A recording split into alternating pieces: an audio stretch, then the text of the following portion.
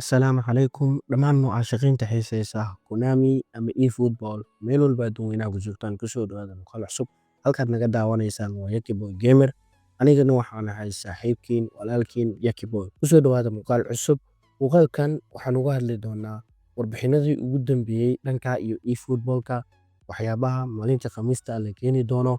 maadaama ay gaaladu u dabaaldegayso Christmaska waxay keeni doontaa waxyaalo cusub baan kula wadaagi doonaa musow haddii ay tahay markii kuugu horeysay aad channelkan soo booqato waxaan kaa codsanayaa inaad muuqaalkan like sarto channelkan aad subscribe dhahdo gambaleelkana aad furato si aan u helno saaxiibo wanaagsan sida adigoo kaleeto waaya waxyaabaha ku hormarayna waxay tahay maxaa Khamiista la keeni doonaa sidaad ogtiin maalinta Khamiista waxaa la qaadi doonaa Captain Tsubasa collaboration campaign-kan waa la qaadi doonaa waxaa la keeni doonaa rooltooygiisa ama qaybtiisa labaad ee Captain Tsubasa collaboration campaign-kan ayaa la keeni doonaa ciyaaryahanno kaloo xasaasi ah iyo koonshi iyo waxyaalo kaloo xasaasi oo free ah aad markaasi ku qaadan doontaa waxaa kaloo maalinta Khamiista la keeni doonaa waxaa la qaadi doonaa maalinta Khamiista ah qaybtan AS Milan ay u dabaaldegaysay sanad guuradeedii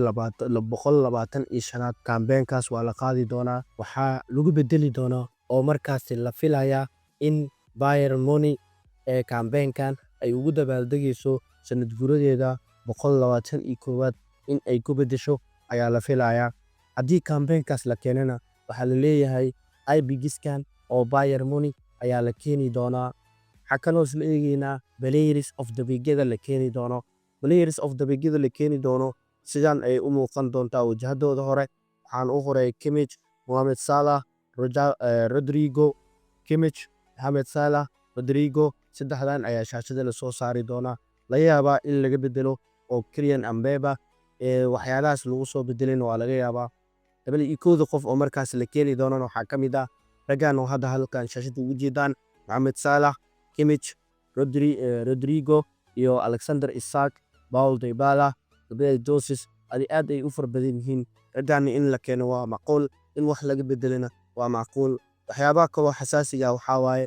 Kylian Mbappe in markaasi Blue of the Week-da lagu soo dari doonana waa macquul laakiinse asi iyo Rodrigo hal mar ma la wada keeni doono shirkada laga ciyaariyaan oo hal naadi isla ciyaaro ma wada keento waayahay waxaa kale isla eegaynaa maadaama ay gaaladu u dabaaldegayso Christmaska maxay keeni doontaa waxaa la filayaa amaba la rajaynayaa in markaasi Christmaska markay gaaladu u dabaaldegayso ay keento giftiyo oo iskugu jiro trading GB iyo waxyaabo koonis ah iyo markaas ciyaaryahannadan halkan ugu jeedaan inay bixiso oo dhanka Christmaska markaas ayaga ugu dabaaldegaysa ayaa la filayaa waxaa kale la filayaa in markaasi koonisyo ay bixiso ayada markaas ugu dabaaldegayso qaybta Christmaska ama qaybtii codeynta oo campaign-kii la codeynayay inay bixiso ayaa laga yaabaa waxaa kale isla eegaynaa qaybtan festive season campaign-kan qaybta specialka waxaa saaran sanduuqan maxaa ku jiro sanduuqan wuxuu furmi doonaa 1 January ilaa 3 ayuu furnaan doonaa waxaana ku jiro